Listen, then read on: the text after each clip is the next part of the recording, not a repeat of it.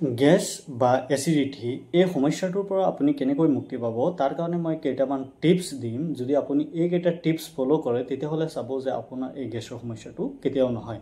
প্ৰথম যোনটো টিপছ সেইটো হৈছে আপুনি টাইট ফিটিং আপুনি পেণ্ট বা কাপোৰ পৰিধান নকৰিব।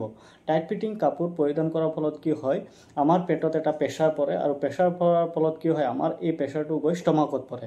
আৰু যদি আপোনাৰ ষ্টমাকত আপোনাৰ প্ৰেছাৰ পৰে তেতিয়াহ'লে আমি খোৱা খাদ্যবস্তুবোৰ কি হয়, আপোনাৰ ওপৰ ফালে উঠি যোৱাৰ চান্স থাকে। যদি ওপৰ ফালে আপোনাৰ এই খাদ্যবস্তুবিলাক যদি আপোনাৰ ওপৰ ফালে উঠি যায় তেতিয়াহ'লে আপোনাৰ এই গেছৰ সমস্যাটো দেখা দিয়ে বা টেঙা টেঙা উগাৰটো আহে। সেয়ে আপোনাৰ যদি এই গেছৰ বা এচিডিটিৰ সমস্যা আছে তেতিয়াহ'লে আপুনি এই টাইট ফিটিং কাপোৰযোৰ পৰিধান নকৰিব।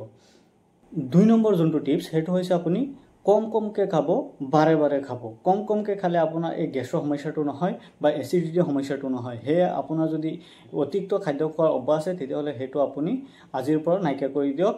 অলপকৈ খাওক, বেছি খাওক। আৰু এনে খোৱাৰ ফলত আপোনাৰ এই গেছৰ সমস্যা বা এচিডিটিৰ যোনটো সমস্যা আছে এইটো আপোনাৰ নাইকিয়া হৈ যাব।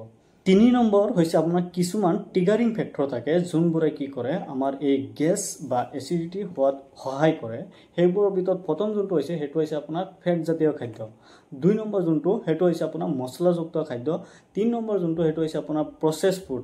4 নম্বৰ যোনটো সেইটো হৈছে আপোনাৰ ভাজা পোৰা খাদ্য। 5 নম্বৰ যোনটো সেইটো হৈছে আপোনাৰ এলকহল বা নিচাজাতীয় দ্ৰব্য। 6 নম্বৰ যোনটো সেইটো হৈছে আপোনাৰ চাইট্ৰাছ ফুড, ধৰক গোল নেমু বা নেমু বা আপোনাৰ টমেটো, এইবোৰে কি কৰে আমাৰ এই এচিডিটি উৎপন্ন কৰে। তাৰ পিছত আপোনাৰ যোনটো হৈছে কেফিন বা কফি। আপোনাৰ যদি গেছৰ বা এচিডিটিৰ সমস্যা আছে তেতিয়াহ'লে আপুনি এইকেইটা খাদ্য এৰি চলিব, তেতিয়াহ'লে চাব আপোনাৰ গেছৰ বা এচিডিটিৰ সমস্যা নহয়। 4 নম্বৰ যোনটো টিপছ সেইটো হৈছে আপুনি ৰাতি যেতিয়া শুব, খানা খায়, তেতিয়া আপোনাৰ মাথাটো আপোনাৰ বডি লেভেলতকৈ অলপ ওপৰত ৰাখিবলৈ চেষ্টা কৰিব, অৰ্থাৎ আপুনি গাৰু ব্যৱহাৰ কৰিব।